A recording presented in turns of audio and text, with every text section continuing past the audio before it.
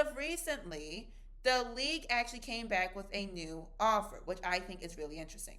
Now it seems like the NFL kind of forced him to change it, and so now you see him more, bent over and on the balls of his feet, ready to rush through. And I don't know why they would go and change that. They went from being the top team to being number 7. What makes it even crazier, though, is that he would actually be eligible for a $417 million contract after this extension.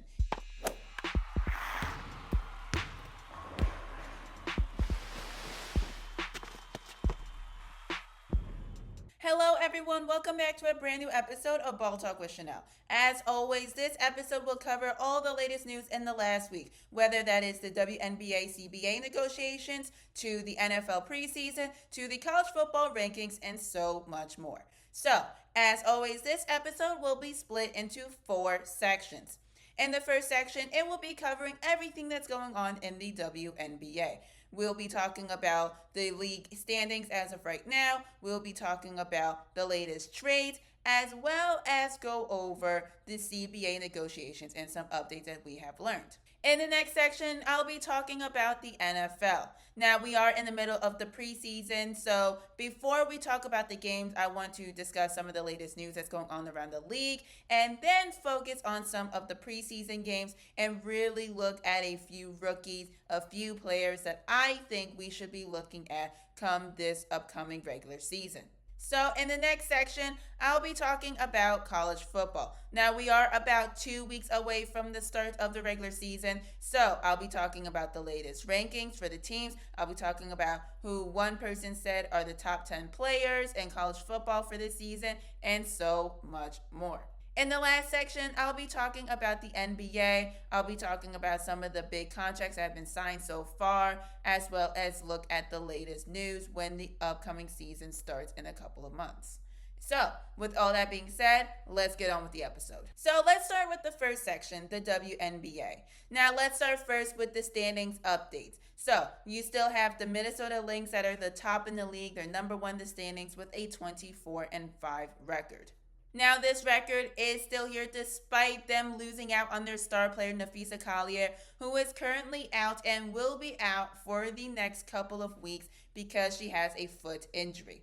Now, we have seen her, even when she exited the game, how the Lynx still beat the Aces by 53 points. I think that they'll be able to keep it together. I think they will still do good enough where they can maintain that first position until Napheesa comes back. They truly have shown themselves to be one of the most dominant teams in the WNBA. Now, right underneath them are the New York Liberty, who have an 18-10 record. Now, just like how the Lynx are missing out on their superstar player, the Liberty are also missing out on their player, as they're missing out on player Breanna Stewart, who is going to be out for a while with a bone bruise in her knee. Now, just like the Lynx, I think the Liberty can maintain that second position in the standings. You still have Sabrina Ionescu, you still have Jonquel Jones, you still have Natasha Cloud. I think they can still keep it together while Breanna is out. I think that they can still be competitive against the Minnesota Lynx.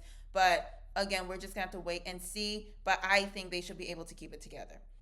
Now, who is actually third right now is not the Phoenix Mercury anymore, but the Atlanta Dream. They are currently third in the league with an 18-11 record. Of course, this is led by players such as Alicia Gray and Ryan Howard. They truly have been doing great so far, and I can see them maintaining that top 5 position.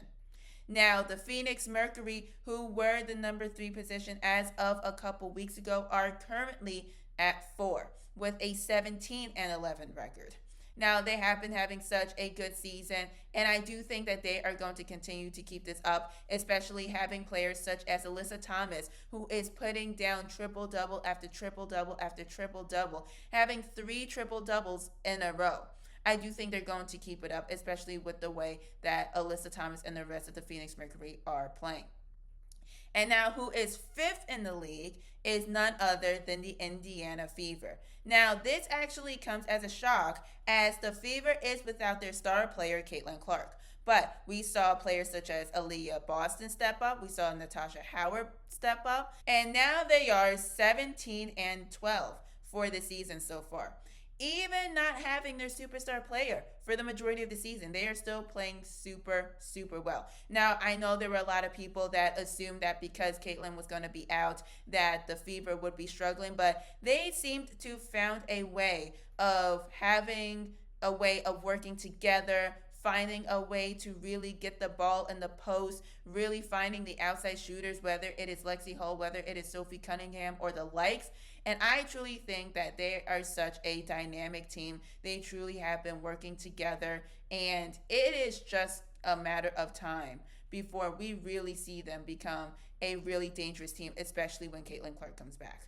And then right under the Indiana Fever are the Seattle Storm, who are sixth in the league with a 16 and 13 record. Now, this, of course, is led by people such as NECA or Skylar Diggins, and they've also been doing well, but they've also has been slipping for the past few weeks. So, can we still see them in the top six in the league? We'll just have to wait and see. Now, just something about this record, right? Something about these standings is that I think the Minnesota Lynx kind of have that first position locked for a while.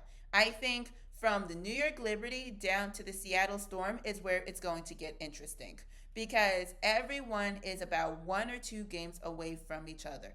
So all it takes is just one loss or one win for you to go and jump another team. So I would not be shocked, and I don't think anyone else here should be shocked if we see a lot of jumping around, a lot of movement within these standings, especially in the last month and a half of the regular season.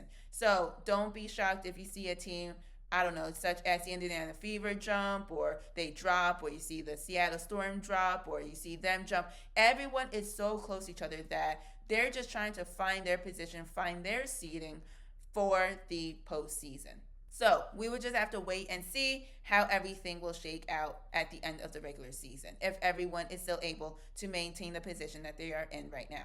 So those are the teams that are in the top six. Now let's look at the teams that are at the bottom. You see the Dallas Wings. They did start out the season being dead last in the standings, and now they actually have been on a run. They are currently 11th, which of course, it's still disappointing to see Enrique and Paige struggle for this season, but honestly, it's a lot better from how the season started. You can see that the team feels a lot more comfortable with each other. You can see they're able to settle down. They're able to work together a lot better. And I don't know how exactly this is going to keep up, especially with Paige being out right now with a back injury. Hopefully, Enrique is able to continue on and lead the team and be able to maintain that position. Make sure that they don't drop again, so that way they can at least show some sort of progress for the rest of the season. But like I said, we're just going to have to wait and see exactly what happens.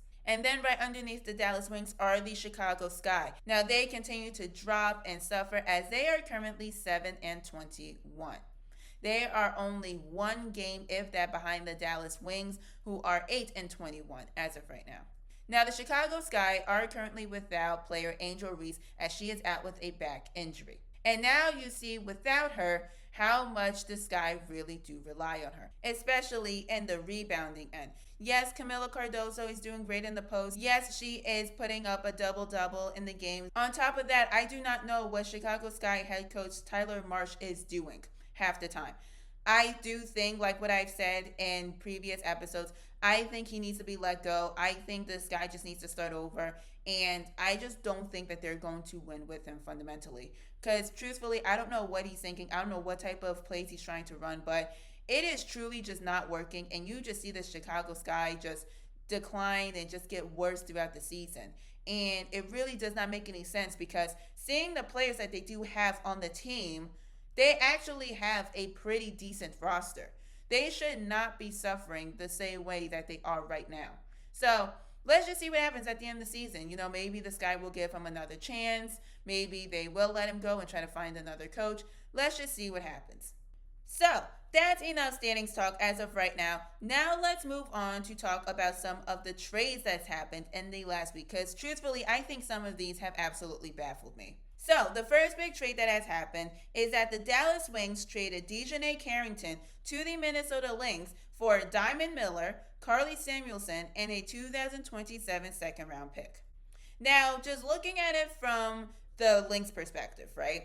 Of course, like I've mentioned before, they are without Nafisa right now. So you see a lot more pressure on Courtney Williams. You see a lot more pressure on Satu Sabali. You see a lot more pressure on Caleb McBride. But I think that the Lynx did a great job by acquiring Dejanay because she will give you that scoring option. She will alleviate the pressure off of those three players that I just mentioned. She is averaging 10 points and 5 rebounds.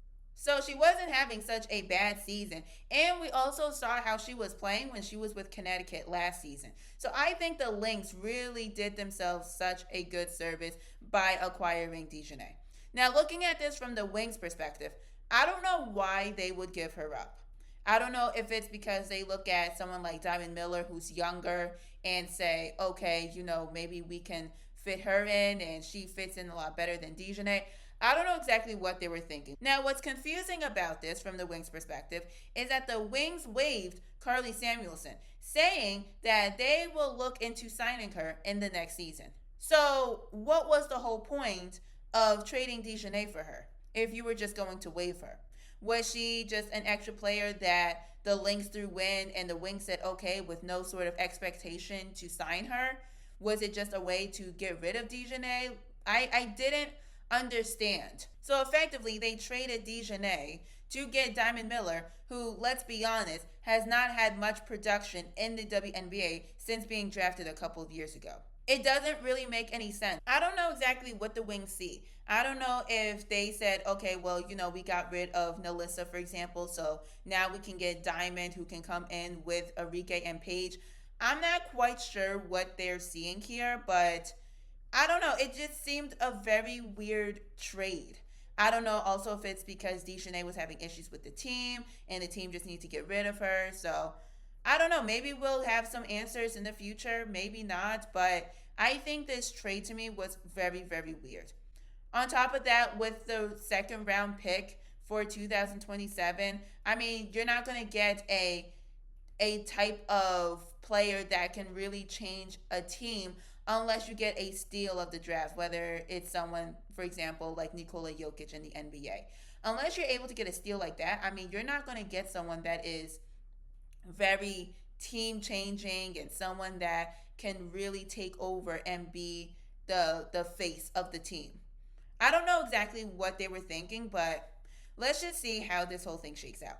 Now, moving away from the Wings and the Lynx, let's look at the Washington Mystics because they made two trades that I think were really interesting. So, first trade was that they traded Aaliyah Edwards to the Connecticut Sun for J.C. Sheldon and a first-round pick swap. Now, looking at this from the Mystics' perspective, I think that this was a good trade for them. Of course, Aaliyah was not playing that much with the Mystics. She hasn't shown much production on the team, so it kind of made sense to kind of get rid of her, especially when you already have someone such as Kiki Iriafen. But then to get someone like J.C. Sheldon, who can help out Sonia Citron in the backcourt, and on top of that, you get a 2026 first-round pick swap from the Connecticut Sun. The Sun, as of right now, are 13th in the WNBA standings. 13th. Which means that when it comes to the lottery picks and everything else like that, they are going to have a top 3 pick, hypothetically. Which means that with this pick swap, that top 3 pick is going to go to Washington, which they could then use to pick up a solid big, whether it is UCLA star Lauren Betts or the like. I think that the Mystics truly made such a good move here. I think they are currently in their rebuilding era. I think we're going to see a good young team in the next year or two. I wouldn't be shocked if the Mystics were one of the top teams in the WNBA in the next couple of seasons. Now, just looking at this from the Connecticut Sun's perspective, I don't know why they would trade JC. Now, did they feel that because they already have players such as Sanaya Rivers that they did not need JC? Did they feel that they needed more of a forward that could complement a player such as Anissa Morrow? Who exactly knows, but it really did not make any sense for me as to why the Sun would trade JC. It really didn't. Maybe the Sun just needed a change. Maybe it was JC who wanted out. Whatever it may be, This trade, like I said a million times, just did not make any sense from the Connecticut Sun's perspective. Maybe Aaliyah is that player that the Sun need to get out of this get out of this struggle that they are currently in.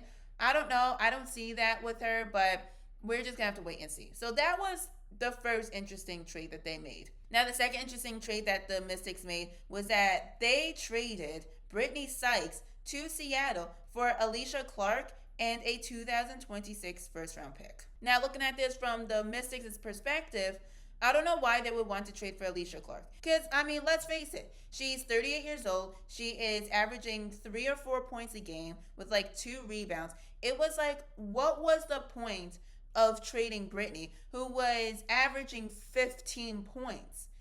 Again, did not make any sense here. I don't know if, again, it's because Brittany just wanted out of Washington or whatever it may be, but it really did not make any sense as to why they would make this trade for Alicia Clark, too.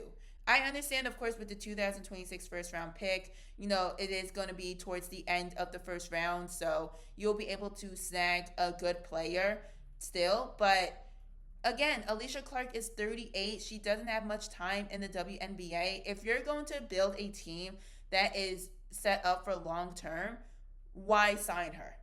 And then from Seattle's perspective, you do get another scorer, someone who was doing really good with Washington, someone that can help out Skylar Diggins, help out NECA just on the scoring end. And on top of that, she is a good defender. So I think that Seattle actually won this trade. I don't understand what the Mystics were doing. I think the Seattle Storm actually became a lot more competitive, and I think that they became a stronger team by acquiring Brittany Sykes. But again, maybe there's just something there that I didn't see. But like I said, just from me looking at this, it just did not make any sense. Let's just see how it just works for the rest of the regular season.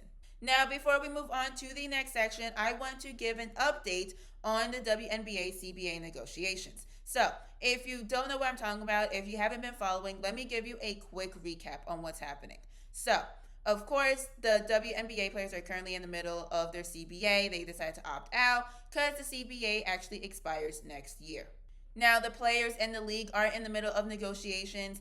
The league initially came out with an offer a couple of months ago, and although we do not know the exact details or the exact offer that was given, we do know that the players were really frustrated. We did hear from players such as Brianna Stewart that said that this was such a slap in the face. We heard players such as Satu Sabali say that the league was not listening and was not giving them what they wanted. And so it seemed like negotiations was just not going well. But as of recently, the league actually came back with a new offer, which I think is really interesting. So the league offered that the CBA will basically stay the same as it is as of right now, but they will increase the maximum base salary from $250K, just about, which is where it's at right now, to at least $1 million. Now, this, of course, is really interesting because something that the players were asking for was a higher percentage in their revenue share, which in turn will increase player salaries. Now, I do think that this is a step in the right direction. I think the league is starting to recognize the growing popularity of the WNBA, the way in which the league will become profitable, I think, in the next couple of years, especially with the WNBA having their new broadcasting deal that is set to start next year. That broadcasting deal that is worth over $2 billion that they have with ESPN, with Amazon, with NBC. But I think the league is missing out on the idea that it's about the revenue percentage, because when increasing the maximum base salary, if you look at it from a revenue sharing percentage, it is still the same percentage. They did not increase that percentage. All they did was just increase the number, which means that if the WNBA continues to grow, then that means that that percentage could still become smaller and smaller and smaller in the grand scheme of things. So if you let it be a percentage, then as long as the league grows, then the players get more money. Now, I think this is something that the league is still not understanding, but at least we are still stepping in the right direction. At least we are still seeing that the league is trying. But I wish that the league would understand that this is about the revenue sharing percentage. Not necessarily the number, but the percentage, because the increase in the percentage will in turn increase the number for the players' salaries. So, like I said, maybe it'll be an increase in the maximum base salary and there'll be an increase in the revenue sharing percentage. Maybe we'll see something like that. But it looks like there won't be a strike anytime soon. At least I don't think. I don't want to jinx it. But I think, just as a prediction, the league and the players are going to come into an agreement in the next couple of months, just from the way that this offer was put onto the table.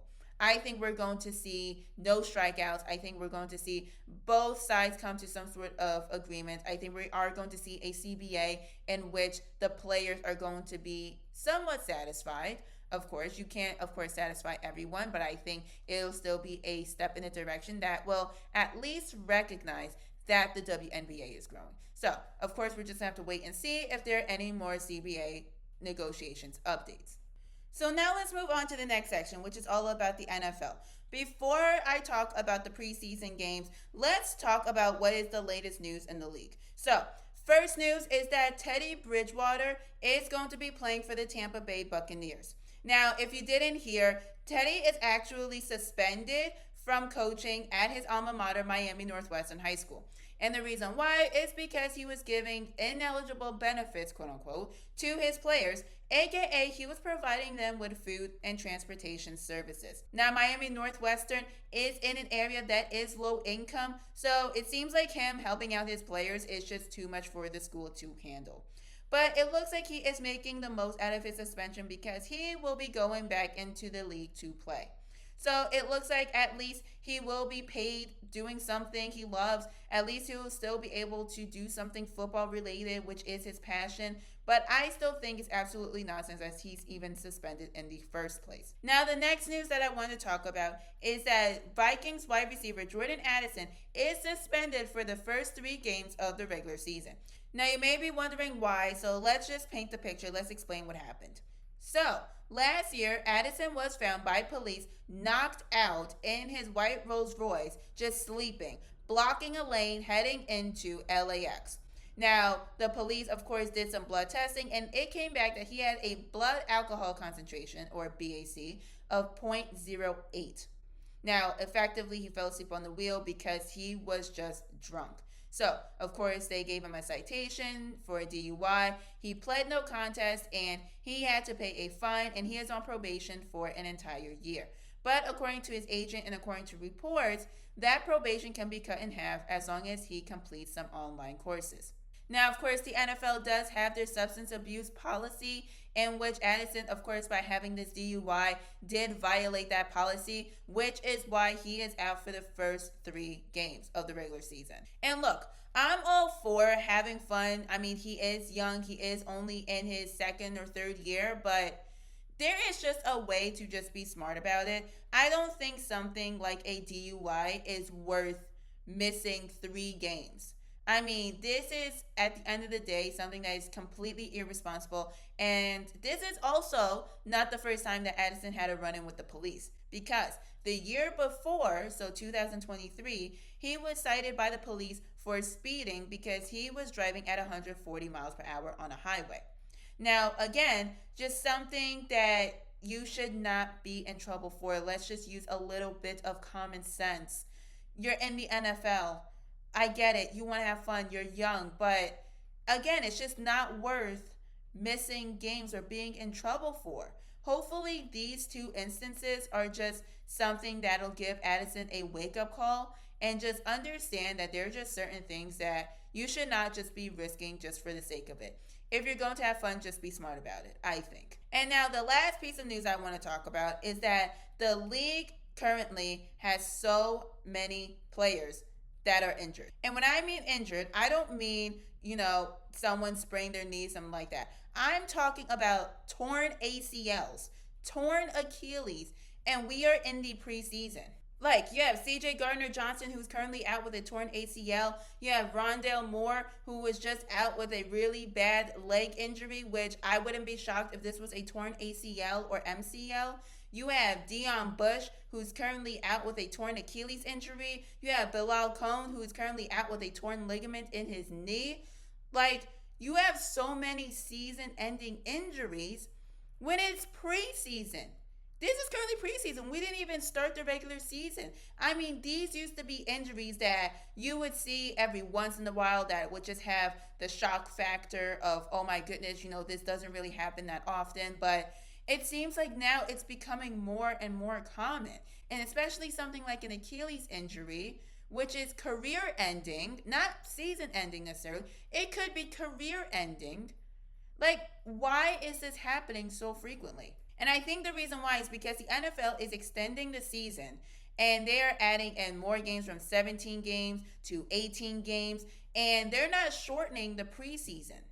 So, with all this training, with all of the weights and the amount of pressure that these men put onto their bodies, you're going to see a lot more injuries like this. So, I think if the NFL wants to do something about this, truthfully, they just need to shorten the preseason. I do. I truly think you should just shorten it. Because why risk having so many players be out? Not, like I said, not just for a couple of weeks, but out for an entire season because of something that's torn in their knee or an Achilles tear. Why even risk it? So hopefully the NFL could address this, because the last thing we want is that it starts now with these players, but then you're going to see more and more starters and star players get those type of injuries, and it's just not going to be a pretty look for the NFL. Hopefully they can go and sort this out, but it's just not looking good as of right now.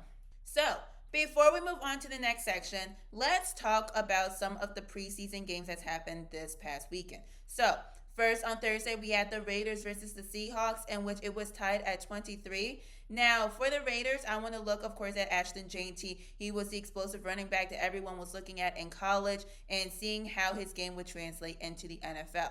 Now, he did have 3 carries and he had -1 yards, but I mean, look, I'm not stressed out about it. I don't think anyone should be stressed out about it. I think that it's just probably first game nerves. Maybe it's just something that he was overthinking. But something I did notice about Jeanty, which is something a lot of people notice, is that he changed his stance when getting ready. Now, what do I mean by this? Back at Boise State, okay, Jeanty would always stand straight up, just stand straight up, not on, the balls of his feet or anything else. He just stood straight up, flat-footed, everything.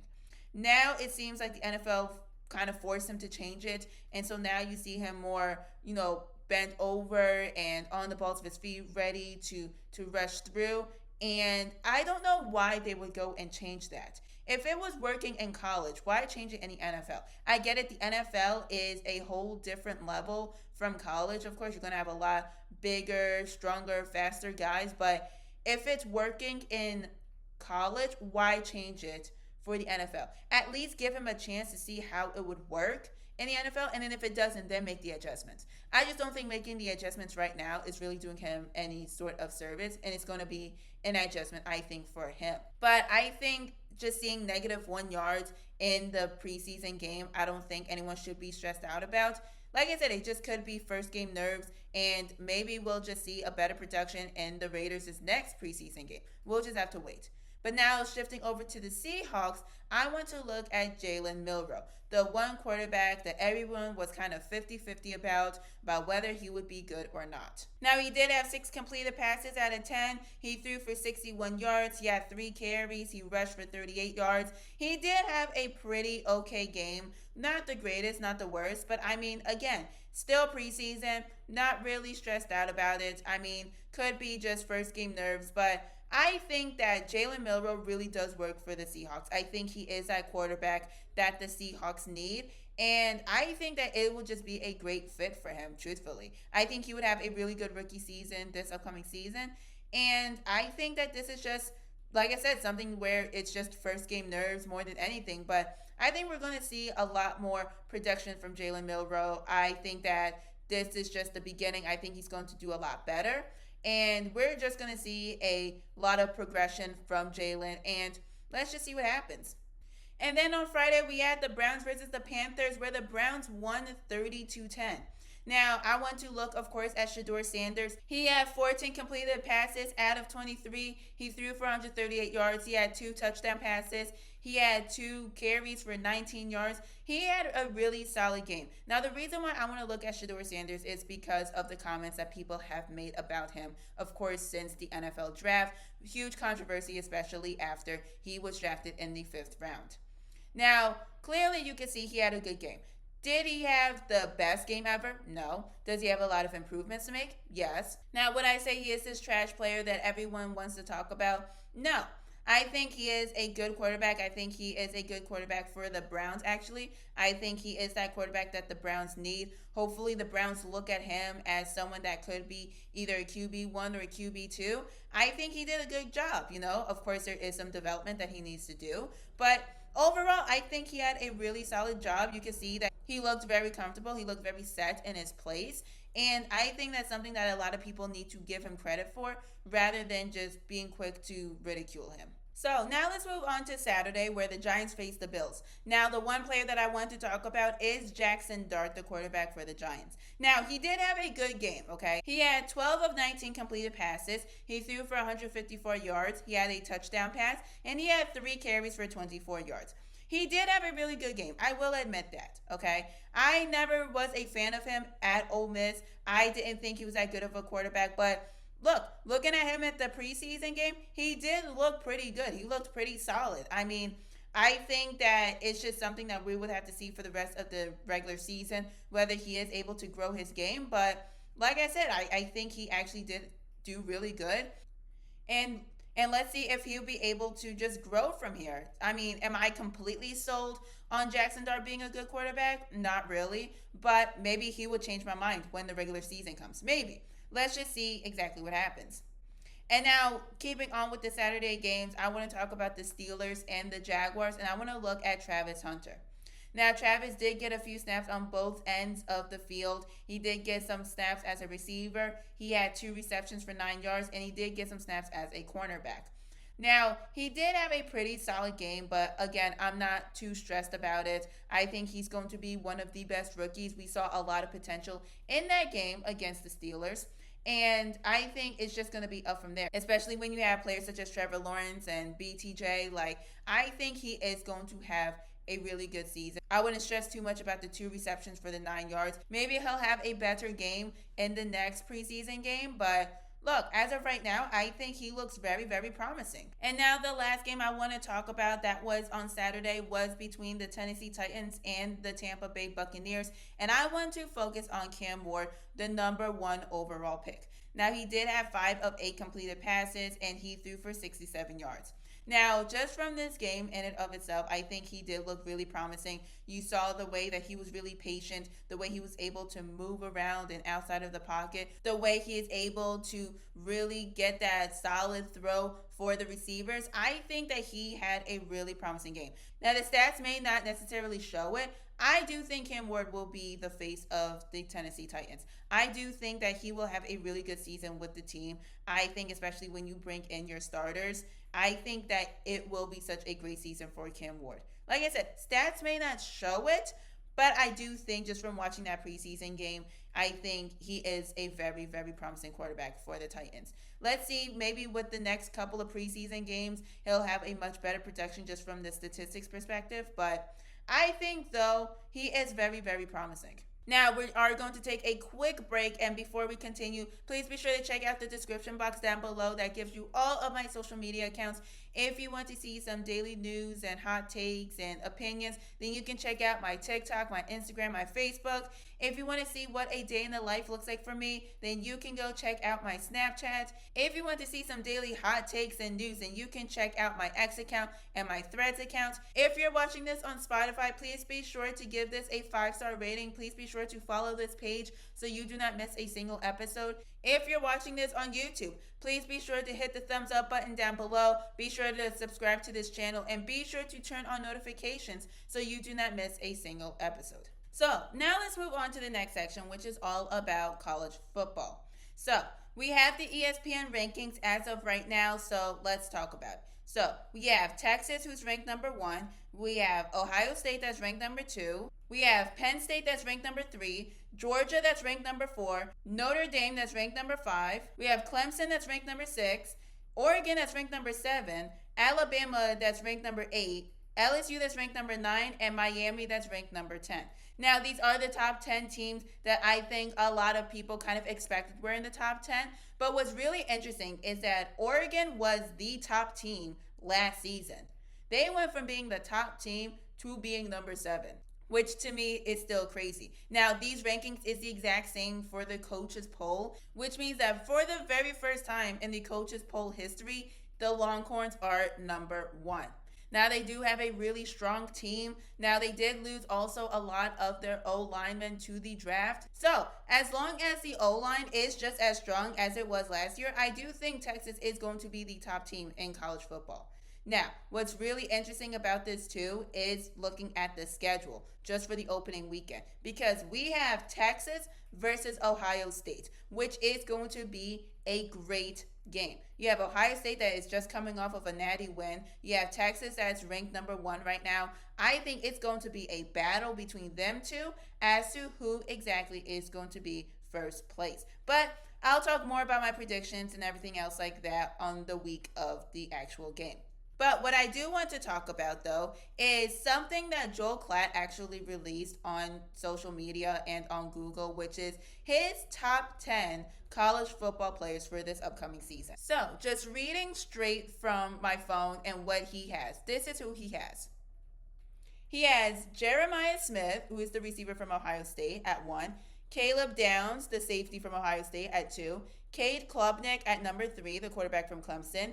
Arch Manning, the quarterback from Texas, at number 4. Ryan Williams, the receiver from Alabama, at number 5. Jeremiah Love, who is the running back from Notre Dame, at number 6.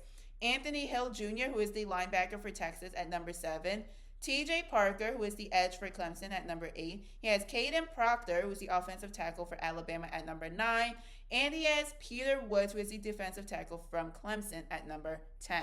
Now, I do think that it is overall a pretty decent list, but there are a few things that I would change. As an example, I do not think that Cade Klubnik is a top 10 player. Maybe a little bit of a controversial take. I do not think he is a top 10 player. I was not impressed from him last season. I didn't understand what the hype about him was all about. I don't think he is that good of a player, never mind being number 3 best player in college football. I would honestly take him out and shift everyone else up. So from Arch Manning all the way down to 10, I would push them up. And honestly, instead of there being Cade, I would put in Nick Singleton from Penn State. I think he is going to have a breakout season. I think him and Jeremiah Love are going to be the 2 best running backs in college football for this upcoming season. Now, you may be wondering, well, how can you justify having Arch Manning in as a top 10 college football player if he barely played? We haven't seen anything from him. Now, has he played an entire season in college football? No, he hasn't, right? Everyone can admit that. But from the moments we did watch him play, especially last season, we saw how productive he was. We saw the way that he can move. We saw that 67-yard run that he had to go score a touchdown. We saw the way that he jumps over and hits the pylon when he goes and he wants that touchdown. We see the way he can throw a deep ball. We've seen everything that Arch Manning can do. We all know that he is a great player. Yes, does he have the Manning last name, so there is a lot more hype around him? Yes, of course, right? But that does not take away from the fact that he is still a great player, and I do think he is going to have a breakout season, especially with that Texas team and with that offensive weapons that they have. I do think that he is going to have a great season. Now, again, we did not see an entire season from him, but again, from the games we did watch him play in, we can see how good of a player he is. So I think just from that, I think he can be a top 10 player. Like I said, just with Cade, I just am not impressed with him. I don't think he is a good player. I truthfully would replace him with Nick Singleton. Outside of that, I think Klatt's list is actually pretty solid. It's something that I absolutely would agree with. And we'll just see if the players kind of just live up to the hype and the name that they put themselves in for college football. So now let's shift over to the very last section, which is all about the NBA. Now I want to talk about two big contracts that was just signed. So, starting first with De'Aaron Fox. He just signed a 4-year, $229 million contract extension with the San Antonio Spurs. Now, he is such a great player. He would serve as such a great mentor to players such as Stephon Castle and Dylan Harper, who they just drafted. And I think this is a good signing for San Antonio. I love the fact that they are trying to rebuild and get that younger team going. And I love the fact that he can be that veteran player for your Dylan Harper or your Stephon Castle. Now, the second contract that I want to talk about is Luka Doncic. He just signed a 3-year, $165 million contract extension with the Lakers.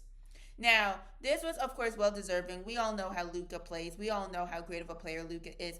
What makes it even crazier, though, is that he would actually be eligible for a $417 million contract after this extension. He will be eligible to sign that type of contract.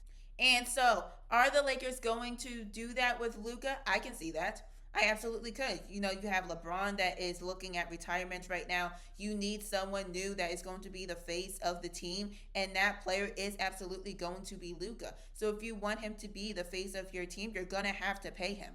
So I do see the Lakers dishing out that type of money to Luka. I can see Luka signing that type of deal. And like I said, this is just very well deserved for him. He is one of the best players in the NBA.